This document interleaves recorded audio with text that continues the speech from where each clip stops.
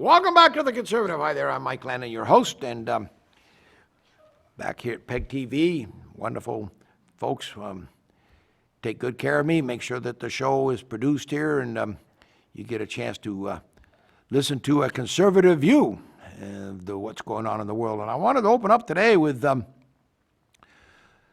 problem with political discourse in America and what's going on with some of the things that are going on in the country. And we'll talk interlace that with what's going on with the press and what they don't do and they should be doing it. But personally, I had a couple of Trump signs up on my yard here in the last week or two, and of course they got stolen, which is, people don't realize, I believe that in the state of Vermont, stealing political signage is against the law. So, but conservatives, as far as I know, there's no conservative in the world that would steal a liberal Democrat or a Democrat sign or anybody else's sign off their property, because that is fair political First Amendment free speech rights. And you wouldn't do that to a person, but somebody did it. So I was away. My wife came and saw me, and she introduced the fact that my neighbor had come back from vacation, and because of the internet and the resources on the internet, had found out from another neighbor that I had had my sign stolen. And what's interesting about it is my wife whispered to me that the neighbor, a female neighbor, was up in the trees on my property cutting branches off some of the limbs. And I said, what? What's going on? So when I got home about an hour and a half after my wife telling me this, my neighbor had hung 2 Trump flags from tree branches that could be seen from all over the street. So I live on a hill. You can come up that hill and you can take a look at those Trump signs, and she had replaced all kinds of signs. She said that was so wrong that she felt she needed to do that. And so she plans to wrap one of the tree trunks in red, white, and blue plastic ribbons so it can't be rain damaged, and she plans to hang a very large American flag. Now there's a neighbor for you. I don't even know, I assume right now that her political alliances are conservative, and she's probably going to vote for Donald Trump. I certainly am. But by 5 o'clock, her work was done, and by 5:15, we must have had 20 people from the neighborhood out talking about who they're voting for. And all 20 of those people, men and women, are voting for Trump, which was just absolutely amazing to see the neighborhood coming out and talking about who it is that they're going to vote for. And so from my perspective, because I had no idea, you don't know your neighbors who actually they're planning to vote for, they were talking about the freedom of not having signs stolen and the discourse that's taking place in America, and the inability for conservatives to speak a divergent thought, meaning a different thought, without being screamed at, yelled at, vilified, called every name you can think of in the world, and basically verbally abused, and now in certain parts of the country being physically abused and even shot and killed. So this being very interesting, how they spin the stories, I just thought it'd be good to open up today's conversation with you with a personal vignetta that basically told you that these kinds of things can happen to anybody. And they shouldn't, because that is the political discourse that should be taking place in any part of the country, but here in Vermont, we should be able to have a political discourse without people ranting and raving and causing each other all kinds of problems. And in general, I do have friends that are not conservatives, and we sit down and we have our political arguments, and then we have a beer and we talk to each other, okay? Do they usually persuade me one way or the other? No, but they make me do some critical thinking, and hopefully my words allow them to do some critical thinking too. I do know of people that, because of what's going on in the country today, have had it up to their eyeballs, and they are not going to vote Democratic this time around. Now, if that's enough to sway Vermont from walking away from their social democratic agenda, I don't know, but we'll have to wait and see. I found it very interesting that Burlington, Vermont, all the kids back to the colleges have had 6 nights of protests, and what I saw on the news the other night were mostly young people marching in the streets, yelling and screaming about things that they have no clue about. It's very, very important that people stop and think about when they say Black Lives Matters, Black lives, red lives, white lives, Asian lives, all lives matter. And the hypocrisy of the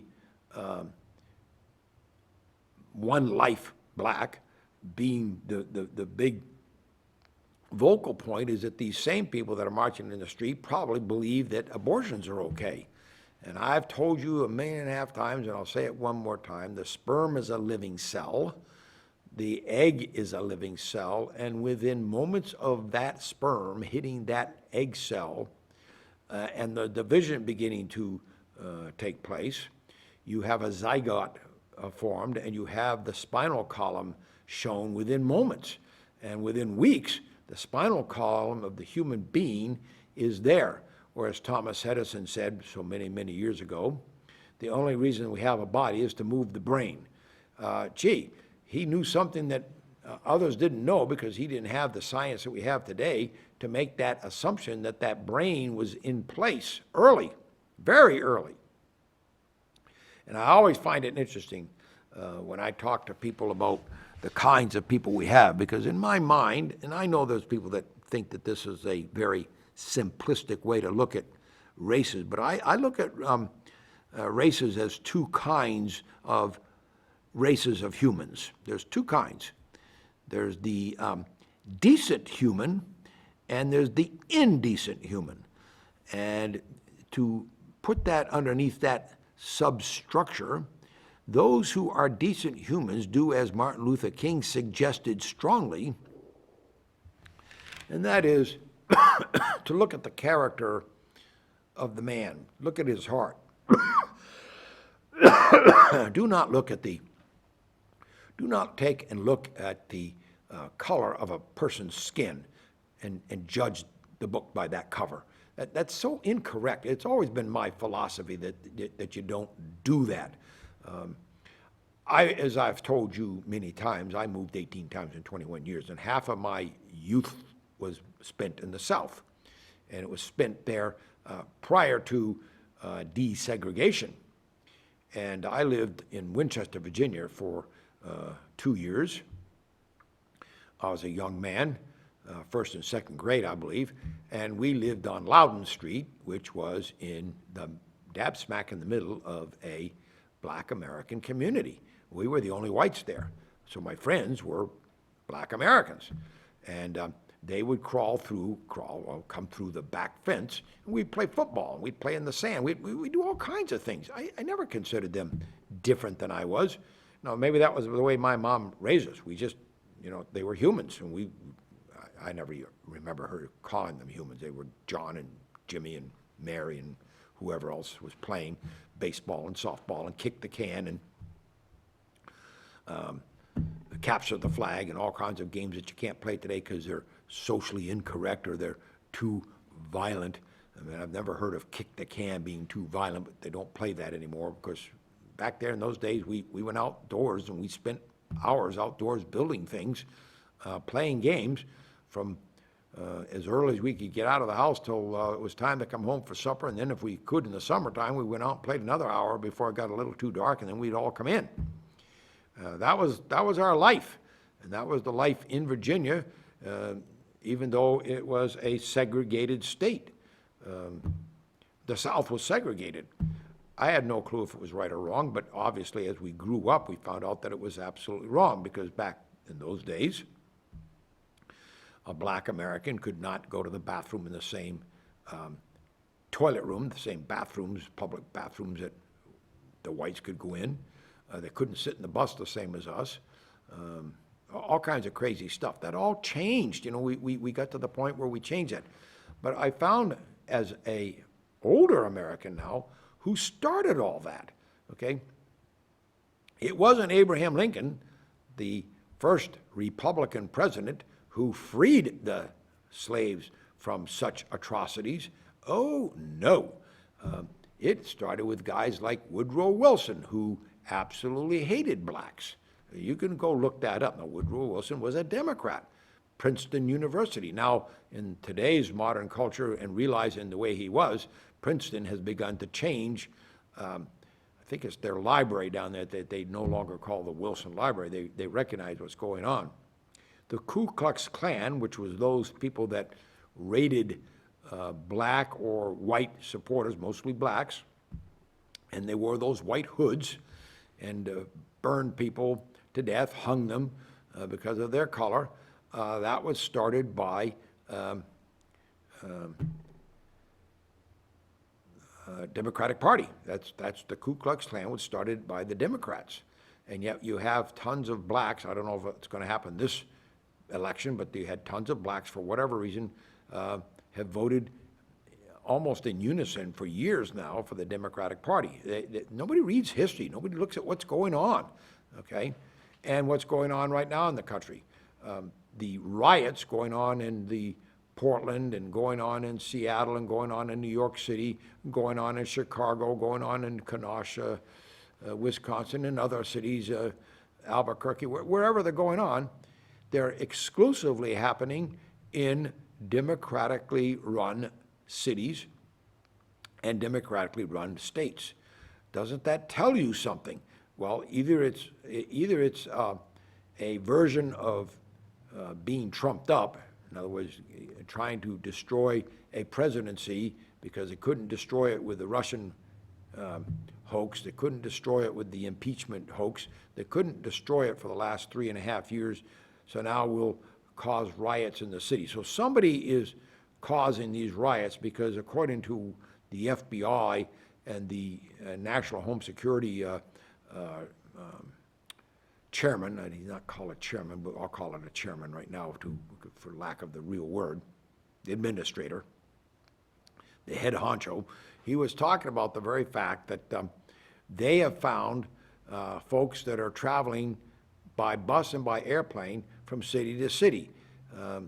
The same people, they got them on tape. They've got people in Portland that are also in New York. They've got people that are in New York that are also in Chicago, all the same people, okay? So somebody is funding them to get them to these places. Either that or they've got all trust funds and they can do whatever they want. But I suspect if you're transporting 50 or 60 people on airplanes across the country, you're funding it to try to cause these riots and cause this dissension. Well, it's very, very interesting to take a look at that because these fire bombings, these arsons, these riots, these destructions are exactly the way the left has always taken down a state.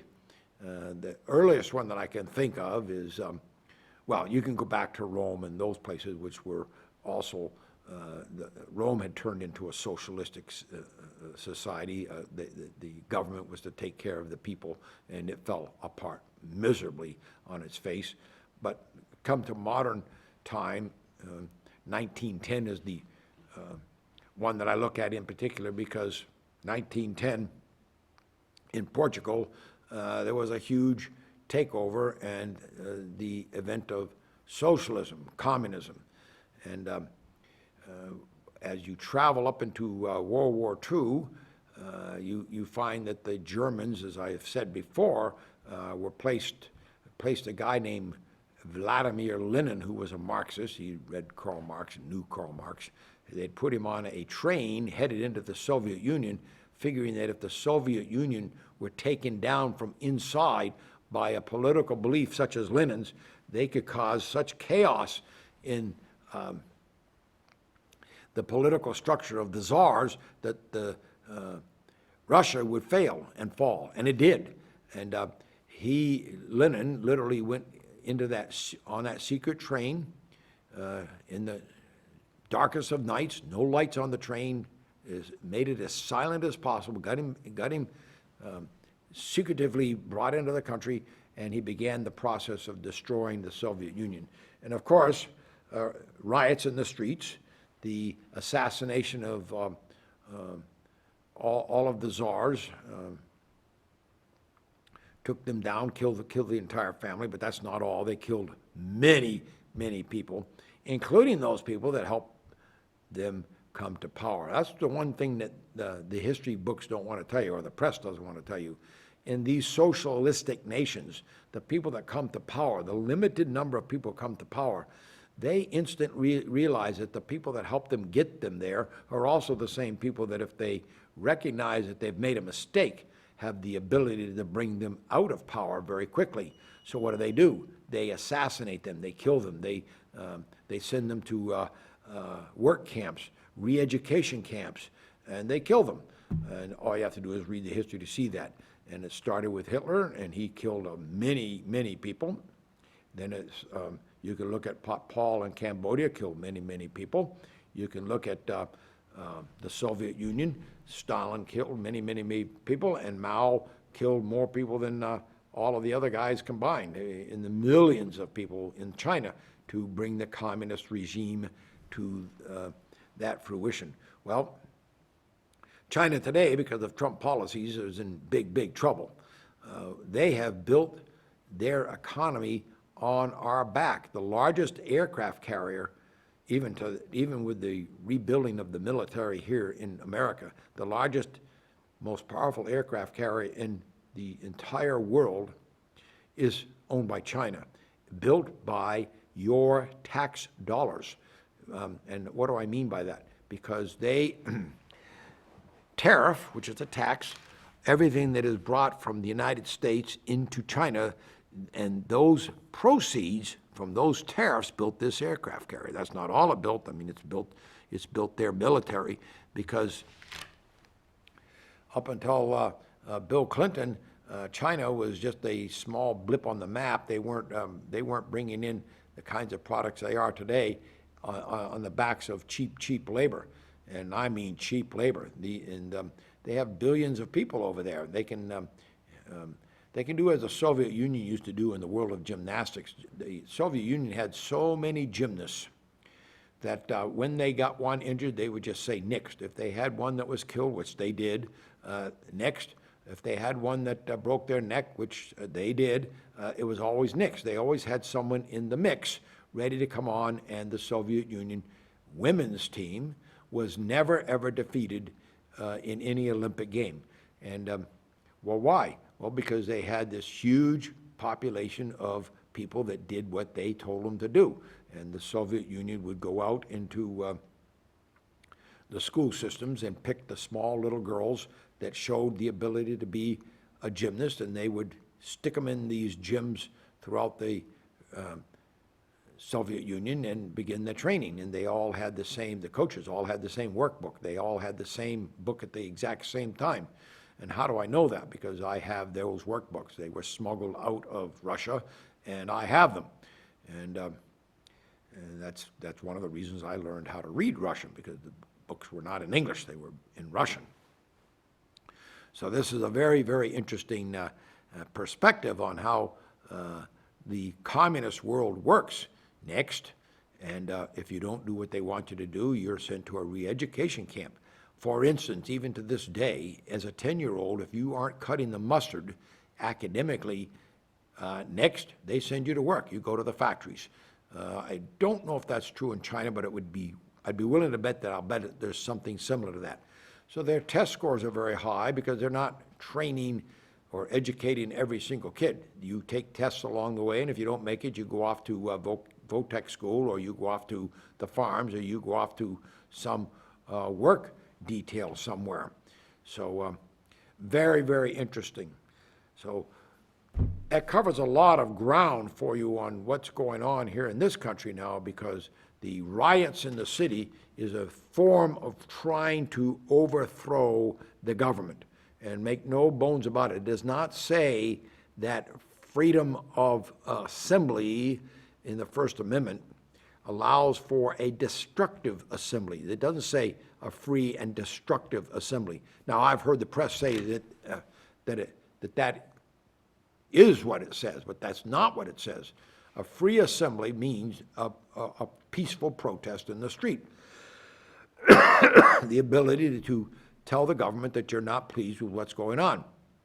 It does not say anywhere in the Constitution of the United States that you have the right to burn a building down, that you have the right to beat up the dissenting parties. It doesn't say that at all. As a matter of fact, in peaceful demonstrations, according to the First Amendment, you should be able to walk side by side and have your demonstration. Now, I've never seen that happen in America, but certainly if you believe in Martin Luther King's method of, or Gandhi's method, which Martin Luther King in all likelihood copied, and that would be peaceful protests, you're going to have many, many more people march with you and listen to your argument. Nobody right now is listening to BLM's argument. And the BLM is a Marxist organization, okay? It is run by 3 communist trained from Venezuela, or Venezuelan trained communist women. And their manifesto, right on their website, is to take down America, to burn it down. And they've had BLM captains say that they would like to overthrow this nation and burn it down if we don't change the way they want it to be changed. Now, the very first time we ever ran at the BLM, they were yelling in the streets of New York such slogans as, what do we want? Pigs in a blanket, meaning police. What do we want? We want them now. Those are chants that create race tension and create the animosity necessary to divide the nation. Now, that's what they want to have happen. The baiting of trying to get people to react here so that they can cause some form of a riot and or a war is going to be very interesting to see. Now, there's that 17-year-old kid that had an AK-7 that's from Kenosha, Wisconsin. Watch this kid very carefully. He shot 2 to death and wounded another. Watch carefully the videotape and watch that that's not going to come down to self-defense. Now, he may get involuntary manslaughter or something like that. He's never going to go to jail for murder. Never going to happen, because if you watch that video carefully, he is being chased down the street. That's self-defense. He's hit over the head with a stick. They try to disarm him, a man with a Glock. The guy that hit him over the head with a stick was shot and killed, and the guy that tried to disarm him with his own Glock, the kid disarmed him and shot him, and the next guy that was going to try now to beat him with another stick, he shot him in the leg. Those weren't the only people. There were 5 or 6 other people that were trying to beat him with clubs, sticks. They were long sticks. So this is going to be very interesting. But you know, the press isn't talking about the truth, and that's a big, big problem. Is that the press, as I said at the opening of this program, the press needs to be spoken to strongly. You need to stop listening to the press because they're not telling you the truth. You want a press that tells you facts. And you also want a press that tells you this is an editorial page, meaning an opinion page. This is an opinion show. I'm not telling you that I'm out here telling you a journalistic fact find, okay? I'm telling you from my opinion, from what I've been able to find, what I, particularly from that find, believe. I could be wrong, and I'm open to that flexible conversation that's a dialogue, which is 2 people having a conversation. I am not interested in a directed conversation, which is the view, the image in your mind for a directed conversation can be somebody that's chucking a spear into your heart and calling you every name in the book. That's a directed conversation, and those kind of people can just keep on walking because I'm not going to listen to them, and neither is anybody else. In case you think that people listen to others that are shouting at them, it doesn't happen. Martin Luther King didn't shout, yell, scream, and as far as I know, neither did Gandhi, neither did Jesus, neither did any of the great world leaders that led great movements. They didn't yell and scream and yell and shout and do all that kind of stuff. They led by a smooth, clear, effective communication that allowed people to listen to them. And because they were listened to, they were able to make significant changes, but they were peaceful in what they did. So that becomes a very important part of the process by which we want people to we want people to see. The lights here sometimes really bother my throat, and when I have to wear this, when you have to wear a mask, the mask itself, I don't know how many of you have to wear this, but I wear this a good chunk of the day, makes your throat very dry. These masks are supposed to be thrown away every day because if you read the medical research on them, they become very germ infected from your own diseases, and your throat gets dry. And so with the lights on in the studio here, it dries it up very fast. And here we come to the end of the hour, or the end of the half hour, and my throat is very, very dry. But to bring you back around to the final concluding moments of this show, keep in mind there's a big difference between peaceful protesting and rioting, burning people's businesses down. And what I find very interesting in the major cities, and the press won't tell you this, the people with money, the people that have quote, have white privilege and all this other stuff that they're throwing out there that's pure nonsense. These people are not the ones that are being hurt. Who's being hurt the biggest? Well, black Americans. Their stores are being burned to the ground. Other than in New York City when they did the big raid on Park Avenue and took and hit the big major stores, Portland, black people's businesses and livelihood. Kanash, Wisconsin, black people's livelihoods. Now, were there whites? Yes. Were there Asians? Yes, there were. But we're talking about blacks against blacks.